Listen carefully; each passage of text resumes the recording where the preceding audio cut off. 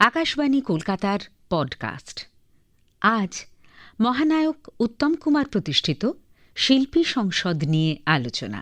সাধন কুমার বাগচির সঙ্গে কথা বলেছেন ডক্টর মানস প্রতিম দাস। নমস্কার শ্রোতা বন্ধুরা, আজকে যিনি অতিথি আছেন তার সঙ্গে পরিচয় করিয়ে দেওয়ার আগে আমরা বলতে চাইব একটা ঠিকানার কথা।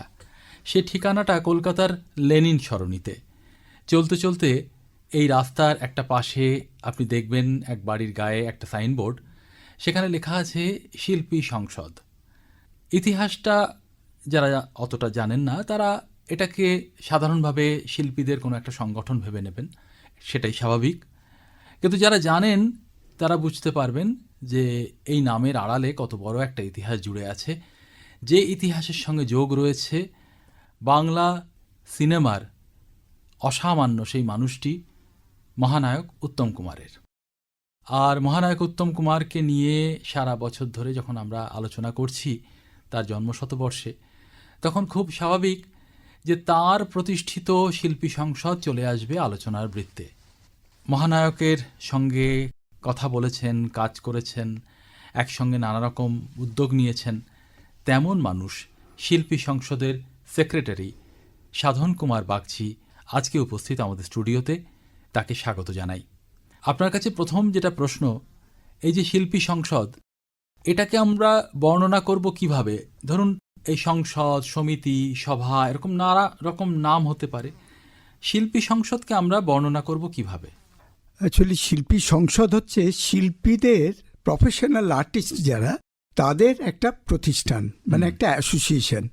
তো এই অ্যাসোসিয়েশনটা যাত্রা শিল্পী, প্রফেশনাল অভিনেতা, অভিনেত্রী, গায়ক, গায়িকা, প্রফেশনাল, অল ইন্ডিয়া রেডিওর যারা আগেকার দিনের আর্টিস্ট ছিলেন, সে অর্থে দেবদুলাল বন্দ্যোপাধ্যায়, পার্থ ঘোষ, গৌরী ঘোষ, তারা এখানকার সব মেম্বার ছিলেন। দেবাশিস বসু সব মেম্বার ছিলেন, তারাও আমাদের এর মধ্যে অন্তর্ভুক্ত ছিল। তাই প্রফেশনাল শিল্পীদের একটা অ্যাসোসিয়েশন বা একটা সংস্থা, এই হিসেবেই শিল্পী সংসদ গঠন হয়েছিল। যে অর্থে শিল্পী সংসদ বলা হয় তার তাৎপর্য হচ্ছে তাই। তার সালটা কবে? এই গঠনটা হয় আগস্টের 1968 সালে। এই 68 সালেই এটা রেজিস্টার্ড হয়। হওয়ার পরে তার প্রথম সভাপতি ছিলেন মহানায়ক উত্তম কুমার, এবং তার সঙ্গে যারা ছিলেন সেখানে ট্রেজারার ছিলেন জওহর রায়, আর সেক্রেটারি ছিলেন তৎকালের একজন বিরাট ব্যক্তিত্ব, যে ব্যক্তিত্ব আমরা বোধহয় অনেকেই জানি না, অর্ধেন্দু মুখোপাধ্যায়। উনি একাধারে চলচ্চিত্র পরিচালক ছিলেন, প্রডিউসার ছিলেন, একাধারে অভিনেতা ছিলেন। তো তিনি সম্পাদক হিসেবে প্রথম সেখানে শিল্পী সংসদ গঠনের সময় থেকে ছিলেন। এছাড়া বিকাশ রায় ছিলেন, তিনি ফাউন্ডার। শ্যামল মিত্র ছিলেন, সতীনাথ মুখোপাধ্যায়, দ্বিজেন মুখোপাধ্যায়, এরা সব ভাইস প্রেসিডেন্ট ছিলেন। মলিনা দেবী বা কানন দেবী টেবি এরা প্যাট্রনস ছিলেন। এইভাবে শিল্পী সংসদ গঠন হয়। এবং সুচিত্রা সেন প্রথম লাইফ মেম্বার ছিলেন, সুপ্রিয়া দেবী, মাধবী মুখোপাধ্যায়, এরা সবাই সেই সময় যুক্ত হয়েছিল, মহিলা শিল্পীরা। অন্যদিকে তরুণ কুমার, অনিল চট্টোপাধ্যায়, দিলীপ মুখার্জি, সেই সব ব্যক্তিত্ব, বসন্ত চৌধুরী, তারা সব যুক্ত ছিল শিল্পী সংসদের মধ্যে। এবার শিল্পী সংসদের এই যে গঠন, সেটা যদি এরকম হয়ে থাকে যে শিল্পীদের সাহায্য করার জন্যই, এক্স্যাক্টলি, তাহলে তো এটা ধরতেই হবে যে অর্থ তোলার জন্য বা অর্থ সংগ্রহ করার জন্য নানা রকম উদ্যোগ নিতে হবে। ঠিক বলেছেন আপনি। সে অর্থে উত্তম কুমার প্রথমেই ঠিক করলেন যে তার কাছে প্রচুর খবর আসতে থাকলো যে প্রচুর শিল্পী আগেকার বয়সের ভারে যারা, বা যারা ফিল্মে কাজ করতে পারছে না, বা আজ কাজ আছে কাল নেই, তাদের পেনশন, গ্র্যাচুইটি, বোনাস কিছুই ছিল না সেই সময়। তখন তার কাছে খবর আসতে থাকলো যে অমুক শিল্পী খেতে পাচ্ছে না, অমুক শিল্পী ওষুধ কিনতে পারছে না। সেই সময় উনি ঠিক করলেন যে শিল্পীদের একটা বেনেভোলেন্ট ফান্ড তৈরি করতে হবে। এবার বেনেভোলেন্ট ফান্ড তৈরি করতে গিয়ে প্রথমেই প্রফেশনাল একটা নাটকের মাধ্যম দিয়ে ওখানে জয়যাত্রাটা শুরু হলো।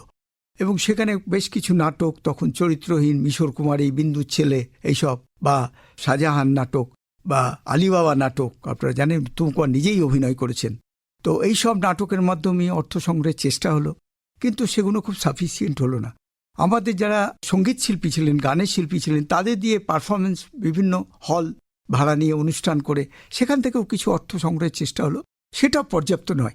তখন উনি ভাবলেন যে না, এইভাবে হবে না, একটা ছবি করতে হবে বলে তখন উনি রমাপদ চৌধুরীর গল্প বনপলাশির পদাবলী, সেই গল্পটা নিলেন।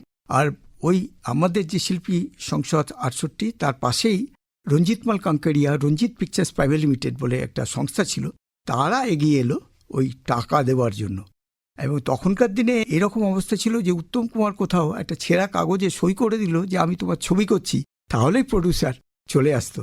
সেক্ষেত্রে সেই প্রডিউসার সেইভাবে ওরা এগিয়ে এলো এবং আমাদের ওই বনপলাশির পদাবলী ছবিটা শুরু হয়ে গেল। এবার বনপলাশির পদাবলীতে সমস্ত শিল্পী সংসদের অভিনেতা অভিনেত্রীরা অভিনয় করলেন। করার পরে সেখান থেকে একটা বিরাট ফান্ড আমরা পেলাম অ্যাজ এ প্রডিউসার মেম্বার হিসেবে।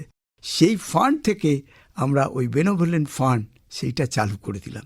এবং এখান থেকে তৎকালে তুলসী চক্রবর্তীর স্ত্রী, তিনি আজীবন সাহায্য পেয়ে গেছেন। ঋত্বিক ঘটকের মতো ব্যক্তিত্ব, তিনিও এখান থেকে অনুদান আমরা দিয়েছি। এরকম অসংখ্য মানুষকে আমরা সেই অনুদানের তালিকায় আমরা আনতে পেরেছি। এবং এর পরে আরেকটি ছবি, সেটা দুই পৃথিবী, পীযূষ বসুর পরিচালনায় পরবর্তী ছবিটা হলো এবং সেটাও বিরাট সাকসেস হলো। হওয়ার পর সেই ছবি থেকেও বিরাট টাকা আসতে থাকলো।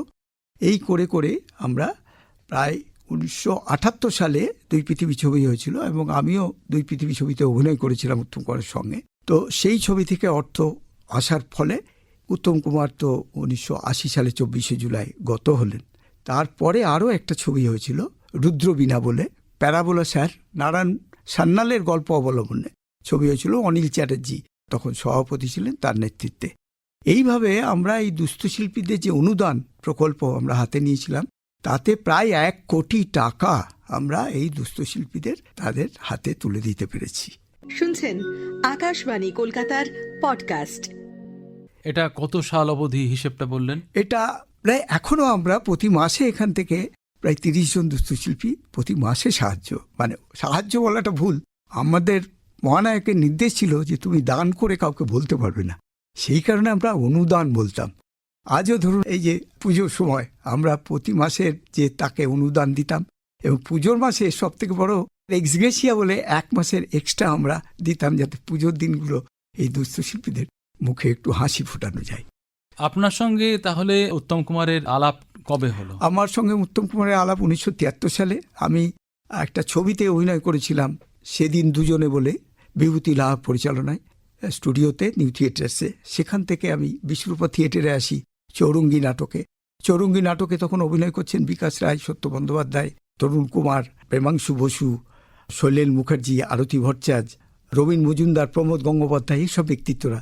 সেখান থেকে আমাদের যেহেতু এই প্রফেশনাল স্টেজের শিল্পীরাও শিল্পী সংসদে যুক্ত ছিল, ওখান থেকে বিকাশ রায় এবং তরুণ কুমার তিনি আমাকে পাঠালেন শিল্পী সংসদে মেম্বার করে। সেই সূত্রেই উত্তম কুমারের সঙ্গে আমার সান্নিধ্য গড়ে উঠল। এখন এই যে শিল্পী সংসদের ভূমিকা, এটা মানুষ গ্রহণ করেছে বুঝতে পারছি, কিন্তু পাশাপাশি প্রতিযোগী সংস্থাও তো নিশ্চয়ই ছিল, মানে এমন তো নয় যে একমাত্র শিল্পী সংসদ। তা নয়। অ্যাকচুয়ালি দেখুন, উত্তম কুমার যে উদ্দেশ্যে, যে মহৎ উদ্দেশ্যে কাজ করেছেন, এই ধরনের কোনো প্রতিষ্ঠান সেভাবে তৈরি হয়নি বা গড়ে ওঠেনি, বা উত্তম কুমারের কোনো প্রতিযোগী সেখানে তারা প্রতিযোগিতায় টিকে থাকতে পারেনি আর কি। ধরুন অভিনেত্রী সংঘও ছিল, সেটা আজকে প্রায় না থাকার মতনই হয়েছে। সেটা কাদের নিয়ে তৈরি হয়েছে? সেটা তো উত্তম কুমারই প্রথম সভাপতি ছিলেন। তা সেখানে সৌমিত্র চট্টোপাধ্যায় ছিলেন, ভানু বন্দ্যোপাধ্যায় ছিলেন, সাবিত্রী চট্টোপাধ্যায় ছিলেন, এরা সব ছিলেন। সেটা কি 1968-র আগে? 68-র আগে। তা এটা করেছিলেন ছবি বিশ্বাস, প্রথম ওই অভিনেত্রী সংঘ তৈরি করেন। সুলাল দা মানে জহর গাঙ্গুলি, উনি ছিলেন এর তখন উত্তম কুমারও তো ওর মধ্যেই ছিলেন। এই সংঘের যারা সদস্য তারাও কি এখানে এসে যোগ দেন নাকি না সবাই আসেন? না, তারা ওই মিটিংয়ের মধ্যেই সবাই তো ওই তখন অভিনেত্রী সংঘের সঙ্গেই যুক্ত ছিল। ওখান থেকে বেরিয়ে এসে তারা উত্তম কুমারের বাড়িতে শিল্পী সংসদ, উত্তম কুমারের আহ্বানে সাড়া দিয়ে তারা শিল্পী সংসদের গঠনে তারা এগিয়ে এলেন। মানে নাটক যেমন প্রফেশনাল নাটক, একটা নাটক হয়তো 3 বছর 4 বছর হতো, আবার নতুন শিল্পী প্রফেশনাল এলো, তারা যুক্ত হলো। এইভাবে যাত্রা শিল্পীরাও, তার স্বপন কুমার, তপন কুমার, মোহন চট্টোপাধ্যায়, তখনকার দিনে শান্তিগোপাল, তারাও এর মধ্যে, ছোট ফণি, বড় ফণি, তখনকার দিনে যারা ছেলেরা মেয়ের ভূমিকায় অভিনয় করতেন, সেই সব শিল্পীরাও এর সঙ্গে যুক্ত ছিলেন। তারপরে সরজুবালা দেবীর মতো ব্যক্তিত্ব, তারাও যুক্ত ছিলেন। তো এই একটা বিরাট একটা কর্মস্থান শিল্পীদের একটা ছিল। এটা ধরেই নেওয়া যায় যে উত্তম কুমারের আকর্ষণে সেই সময় বিভিন্ন ক্ষেত্র থেকে মানুষজন এসে সদস্য হয়েছিলেন যারা এই শিল্পের সঙ্গে যুক্ত। তো কোনো আন্দাজ দেওয়া সম্ভব যে সেই সময় সদস্য সংখ্যা কততে গিয়ে পৌঁছেছিল? আপনার যাত্রার শিল্পীরা ছিলেন, যাত্রার দিকপাল অভিনেতারা এর সঙ্গে যুক্ত ছিলেন।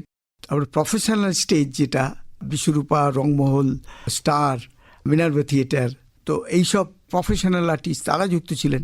চলচ্চিত্রের শিল্পীরা যুক্ত ছিলেন। অল ইন্ডিয়া রেডিওর গুটি কয়েক দেবদুলাল দায়ের সঙ্গে যুক্ত ছিলেন। পরবর্তীকালে আমি পার্থ ঘোষ, গৌরী ঘোষকে এখানে মেম্বার করি।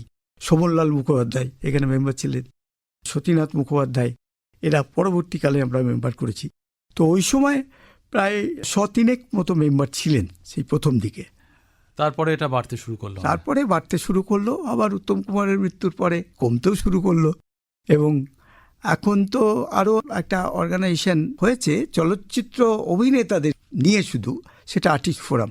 তবে আমাদের শিল্পী সংসদ যে অর্থে করা আছে সেটা একটা ভিন্নতর উদ্দেশ্যের কথা হ্যাঁ, আপনি একটা বলছেন। উত্তম কুমারের অংশগ্রহণের কথায় চলে যায়। অংশগ্রহণ কেন, তিনিই পরিচালনা করছেন। উত্তম কুমার নিজে গানও গাইতেন, অসাধারণ। তো সেই শিল্পী সংসদের অনুষ্ঠানে গান তিনি পরিবেশন করছেন। হ্যাঁ, আমি নিজে 1978 সালে এই রবীন্দ্র সদনে একটা রবীন্দ্রসঙ্গীতের অনুষ্ঠান করেছিলাম। সেই অনুষ্ঠানে বিদগ্ধ তখনকার দিনে মোহর্দি, কণিকা বন্দ্যোপাধ্যায়, সুচিত্রা মিত্র, অশোকতরু বন্দ্যোপাধ্যায়, দ্বিজেন মুখোপাধ্যায়, সাগর সেন, অর্ঘ্য সেন, বাণী ঠাকুর, সুমিত্রা সেন, সুমিত্রা রায়, সুবিনয় রায়, গীতা ঘটক, চিন্ময় চট্টোপাধ্যায়, দেবব্রত বিশ্বাস ও উত্তম কুমার।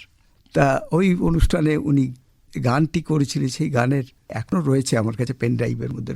আমি যে গান গেয়েছিলাম এই কথাটি মনে রেখো।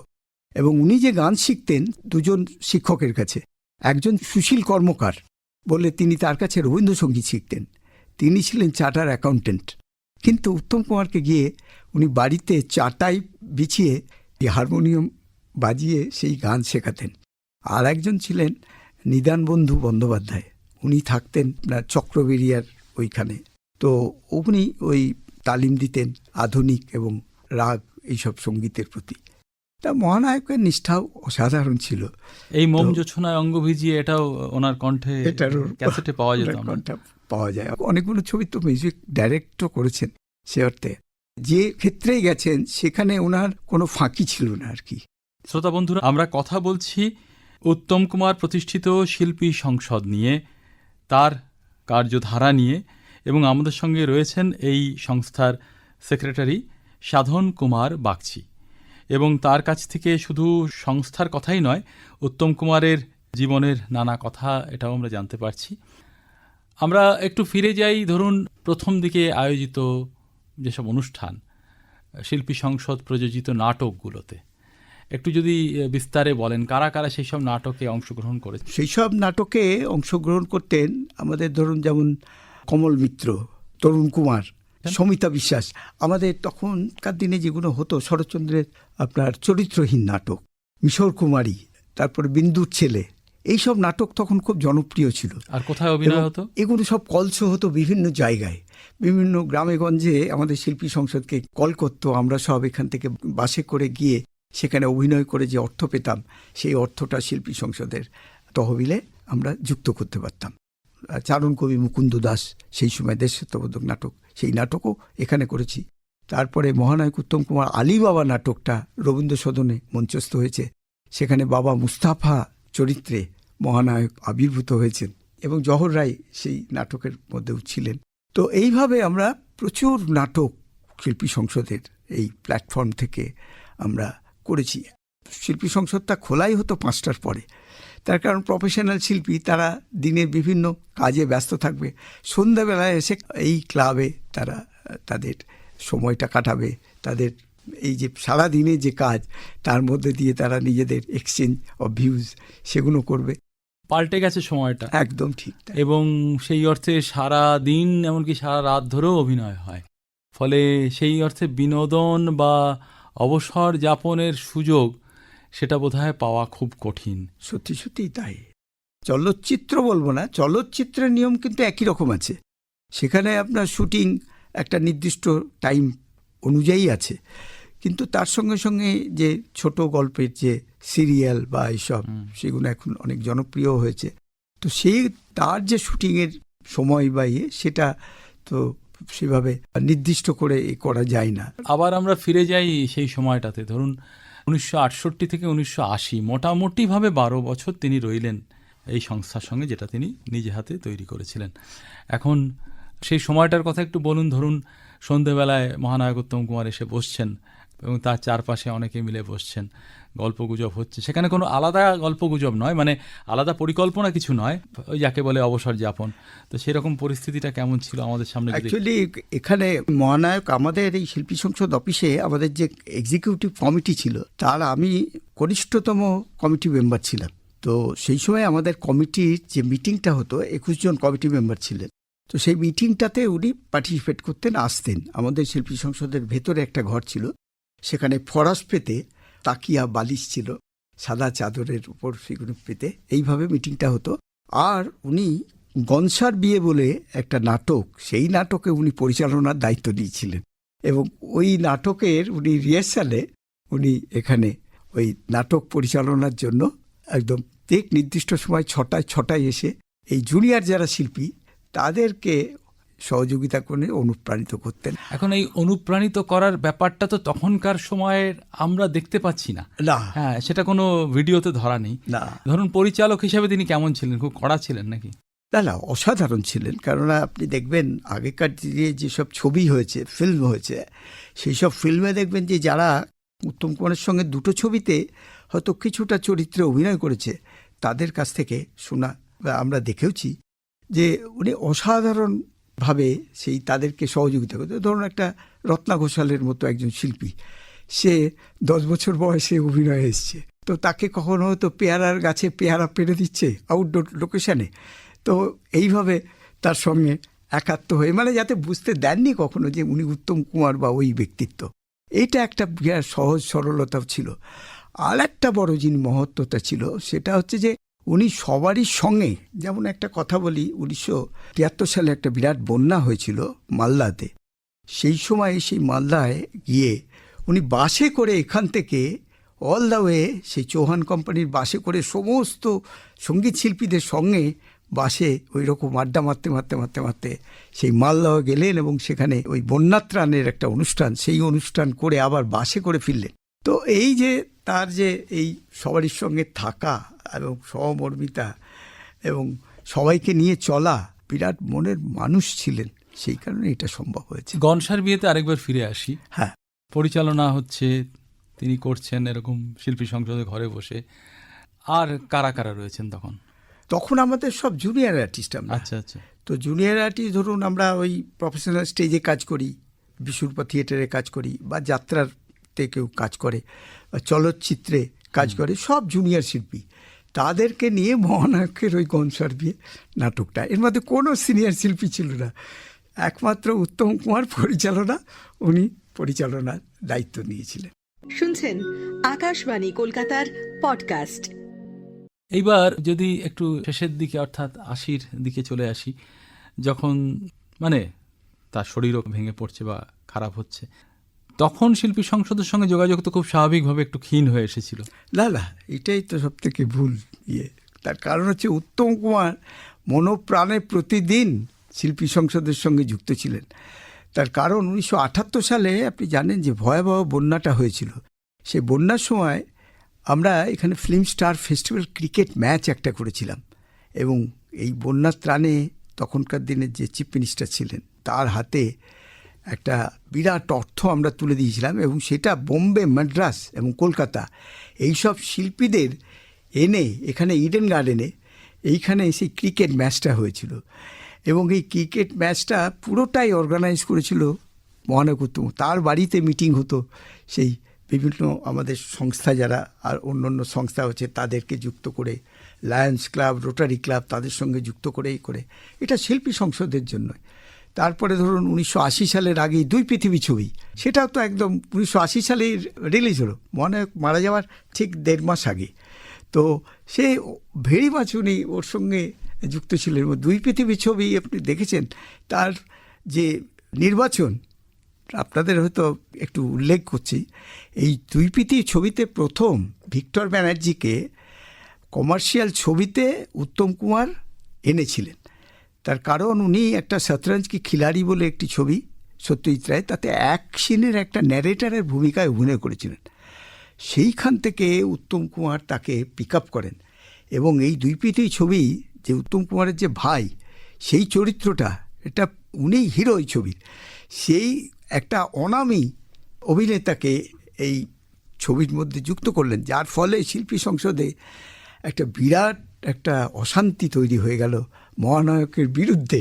তা যাই হোক, মহানায়ককে আমরা স্বীকৃতি দিয়েছিলাম, ওয়ান ম্যান কমিটি করে তাকে দায়িত্ব দিয়েছিলাম এবং উনি সেই ছবিটা বাস্তবায়িত করলেন। এবং সেক্ষেত্রে কয়েকজন শিল্পী, স্বনামধন্য বিকাশ রায় ভাইস প্রেসিডেন্ট, তিনি পার্টিসিপেটই করলেন না। অনিল চট্টোপাধ্যায়, ইভেন তার ভাই তরুণ কুমার, তিনি পর্যন্ত বেঁকে বসলেন ওই বিকাশ রায়ের সঙ্গে। তো সেই কারণে তাদেরকে বাদ দিয়ে সব জুনিয়র শিল্পী, অখ্যাত শিল্পী, আপনার ভুবন মুখোপাধ্যায় বলে একজন অভিনেতা স্টার থিয়েটারে সমাধান নাটকে অভিনয় করতেন, তাকে বিকাশ রায়ের পাঠটা দিয়ে দিলেন। সজল ঘটক বলে পলতায় থাকতো, নাটক করত, সেই ছেলেটিকে নিয়ে এসে তরুণ কুমারের ভূমিকায় বসিয়ে দিলেন। উত্তম কুমার থাকলে আর কিছু দরকার হয় না।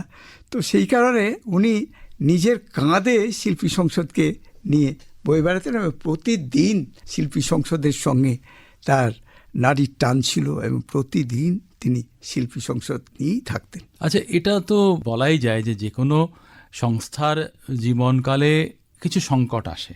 সে সংকট অর্থের হতে পারে, সে সংকট যাকে বলে দুটো কি তিনটে শিবিরের মধ্যে বিবাদ বিতণ্ডা এসব নিয়ে হতে পারে, নানা রকম হতে পারে। সাধারণভাবে এটাই আমরা দেখে থাকি সমাজে। তো শিল্পী সংসদের জীবনে অন্তত উত্তম কুমার যতদিন জীবিত ছিলেন এরকম কোনো সংকট দেখা দিয়েছে? না, উত্তম কুমার জীবিতকালে কোনো সংকট সেভাবে দেখা দেয়নি, কিন্তু শিল্পী সংসদের মধ্যেও যারা যুক্ত ছিলেন, আমার যেটা ব্যক্তিগত অভিমত, সেই সময় কিছু শিল্পী যারা শিল্পী সংসদের সঙ্গেও যুক্ত ছিলেন, বিশেষ করে অভিনেতারা, তারা উত্তম কুমারকে কিছুটা হয়তো হিংসে টিংসে করতেন যে আমি উত্তম কুমার হতে পারলাম না বা উত্তম কুমারের থেকে কিছু কম নয়, এইরকম কিছু শিল্পী, আমি নাম উল্লেখ করছি না। তো সেই একটা তাদের একটা মনের দুর্বলতা বা একটা হীনমন্যতার একটা ব্যাপার ছিল, উত্তম কুমারের মধ্যে কিছু ছিল না। আর উত্তম কুমার মারা যাওয়ার পরেই তারপরে একটা বিরাট সংকট এখানে শিল্পী সংসদে তৈরি হয়েছিল এবং সেই সংকটটা একটা শিল্পী সংসদকেও কিছুটা পিছিয়ে দিয়েছিল কয়েক বছর। সেই পার্টটা খুবই সংকটময় দিন ছিল।